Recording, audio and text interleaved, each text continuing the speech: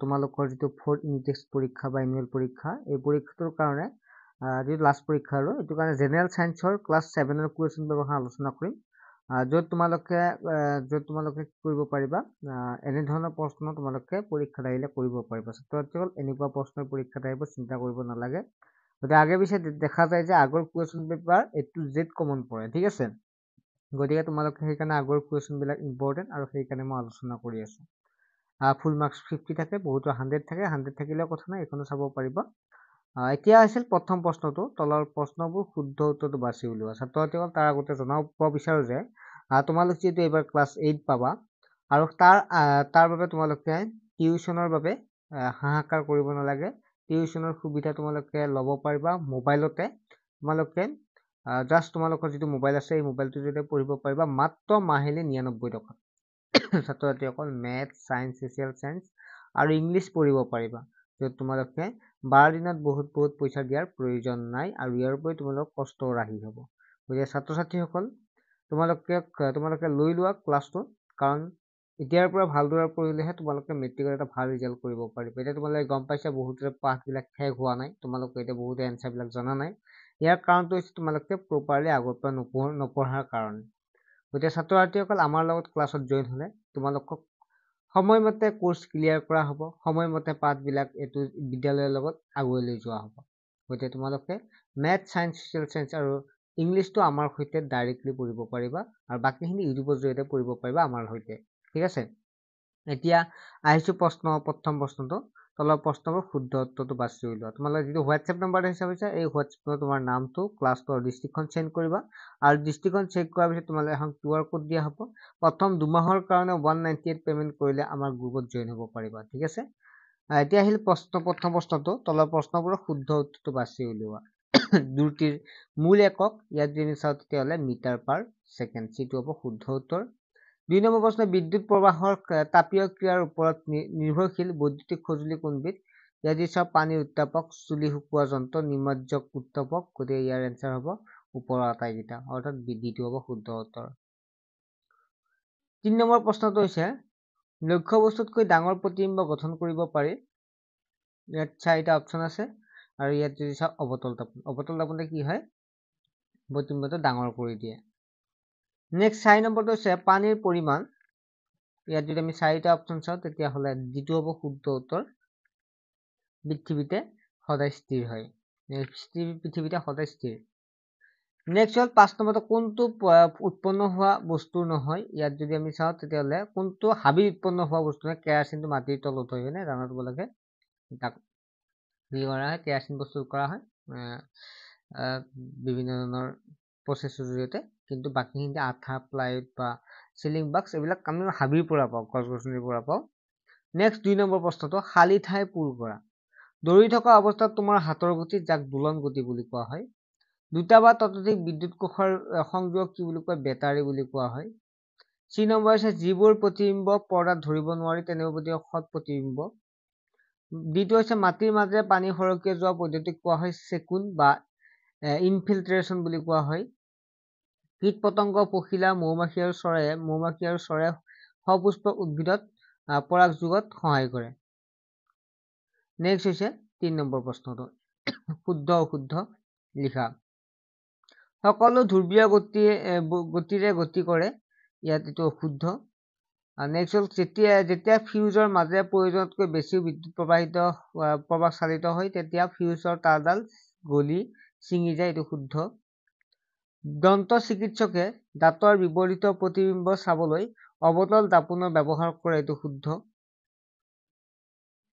Next যদি চাওঁ তেতিয়াহ'লে নেক্সট প্ৰশ্নটো আছে অৰণ্যৰ উদ্ভিদ আৰু প্ৰাণী এটাৰ ওপৰত আনটো নিৰ্ভৰশীল এইটো অশুদ্ধ নিৰ্ভৰশীল নহয় বুলি কৈছে এইটো শুদ্ধ কাৰণ সকলোবিলাক নিৰ্ভৰশীল হয় মাটিত জমা হোৱা পৰিষ্কাৰ পানীৰ পৰিমাণ নদী আৰু হ্ৰদ থকা জমা হোৱা পৰিষ্কাৰ পানীতকৈ বহুত বেছি এইটো শুদ্ধ 4 নম্বৰ প্ৰশ্নটো হৈছে য'ত 1 পূৰণ 10 এটাত 1 নম্বৰকৈ থাকিব 10টাত 10 নম্বৰ থাকিব গাড়ী এখনত অতিক্ৰম কৰা দূৰত্ব নিৰ্দেশ কৰিবলৈ ব্যৱহাৰ কৰা যন্ত্ৰটোৰ নাম কি এইটো কোৱা হয় অডোমিটাৰ সুষম দ্ৰুতিৰে গতিশীল বাছ এখনৰ বাবে দূৰত্ব সময় লেখ প্ৰকৃতি কেনে ধৰণৰ এইটো হৈছে সৰলৰেখা হয় পৰিবাহী তাৰৰ মাজেৰে প্ৰবাহিত বিদ্যুতৰ বাবে কম্পাছ খোলাৰ বিক্ষেপণ লক্ষ্য কৰা বিজ্ঞানীজনৰ নাম কি? Hans Christian Oersted. মুক্ত বৰ্তনী কাক বোলে? যেতিয়া কোনো এটা বৰ্তনীত ছুইচ অন নাথাকে, অৰ্থাৎ চাবি যদি সংযোগ নাথাকে, তেতিয়া তাক কোৱা হয় মুক্ত বৰ্তনী। অৰ্থাৎ বৰ্তনী তোমালোকে জানা বন্ধ হ'ব লাগে, তেতিয়াহে লাইটটো জ্বলে। মুক্ত বৰ্তনী হৈছে যেতিয়া ছুইচ অফ থাকে, তেতিয়া তাক মুক্ত বৰ্তনী বুলি কোৱা হয়। বিয়োজক কাক বোলে? বিয়োজক মানে হৈছে যেতিয়া পৰিৱেশত থকা অলাগতিয়াল পদাৰ্থবিলাক অলাগতিয়াল পদাৰ্থবিলাক যে পচি যোৱাত সহায় কৰে, যিবিলাকে পচি যোৱাত সহায় কৰে বা মাটিৰ লগত মিহলাই, তেনেকুৱা পদাৰ্থকে বিয়োজক বুলি কোৱা হয়।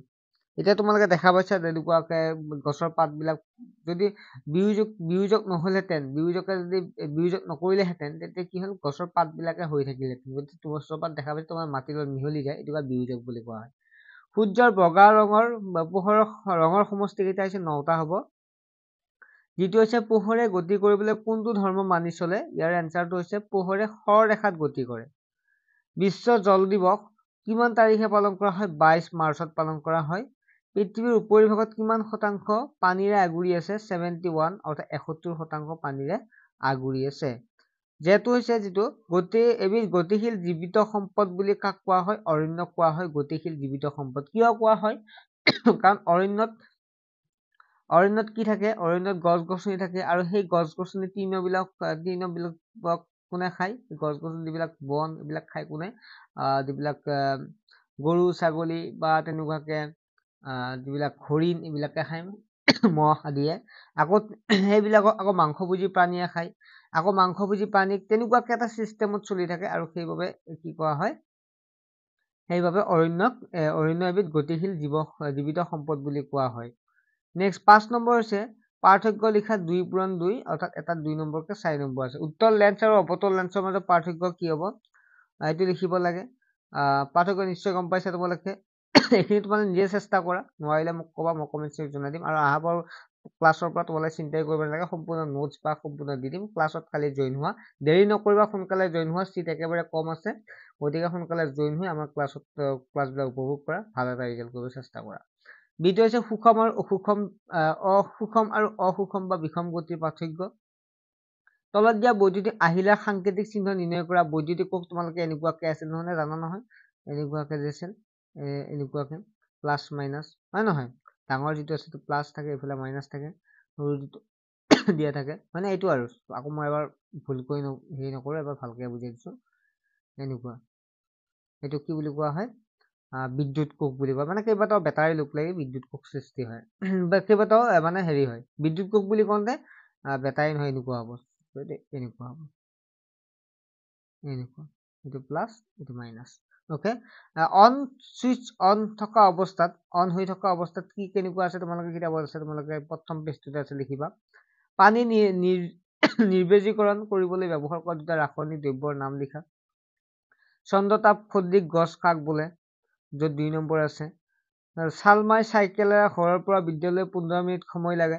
যদি চাইকেলৰ 2 মিটাৰ পাৰ ছেকেণ্ড, তেন্তে ঘৰৰ পৰা বিদ্যালয়ৰ দূৰত্ব কিমান হ'ব? ক্লাছ 8তো চায়েন্সখন বা তোমালোকৰ মেথছবিলাক জটিল, গতিকে অলপমান তোমালোকে যদি আমাৰ ক্লাছত জইন হোৱা, ভালদৰে বুজি পাবা, ঠিক আছে? গতিকে এক্সট্ৰা টিউশ্যন লোৱাৰ প্ৰয়োজন নাথাকে। 10 নম্বৰ হৈছে ভূ-জল পুনৰুদ্ধাৰ কিদৰে ব্যাখ্যা কৰা? এজন সক্ৰিয় নাগৰিক হ'বৰ বাবে আৱৰ্জনা আৰু প্ৰক্ষোভবোৰ হ্ৰাস কৰা, নাইকিয়া কৰাৰ বাবে নৰ্দমালৈ আৱৰ্জনা পেলোৱাৰ আগতে তোমালোকে কি পদক্ষেপ ল'ব? ব্যাখ্যা কৰা 3টা পদক্ষেপ লিখা। 12 নম্বৰ, যদি অৰণ্য নোহোৱা হৈ যায়, তেন্তে ই আমাৰ পৰিৱেশত কি প্ৰভাৱ পেলাব পাৰে? ব্যাখ্যা কৰা। 13 নম্বৰ হৈছে লেন্সৰ যিকোনো এটা ব্যৱহাৰ লিখা। উত্তল লেন্স আৰু অৱতল লেন্সৰ চিত্ৰ অংকন কৰা। তোমালোকে চাই পাইছা নাইবা ভূগৰ্ভত জলবিস্তৰ অৱনমনৰ বাবে দায়ী 3টা কাৰক উল্লেখ কৰা। ছাত্ৰ-ছাত্ৰীসকল আশা কৰোঁ তোমালোকে বুজি পালা। পৰীক্ষা ভালদৰে দিবা, এনেকুৱা প্ৰশ্ন তোমালোকে পৰীক্ষাত পাবা, আৰু চেনেলটো ছাবস্ক্ৰাইব কৰি ৰাখিবা। আৰু তোমালোক যিহেতু আমাৰ ক্লাছবিলাক 6ৰ পৰা 10লৈকে আছে, তোমালোকৰ দাদা বাইদেউ বা তোমালোকৰ ভাইটি ভণ্টিও আমাৰ ক্লাছত জইন হ'ব পাৰিব। ঠিক আছে, বাই।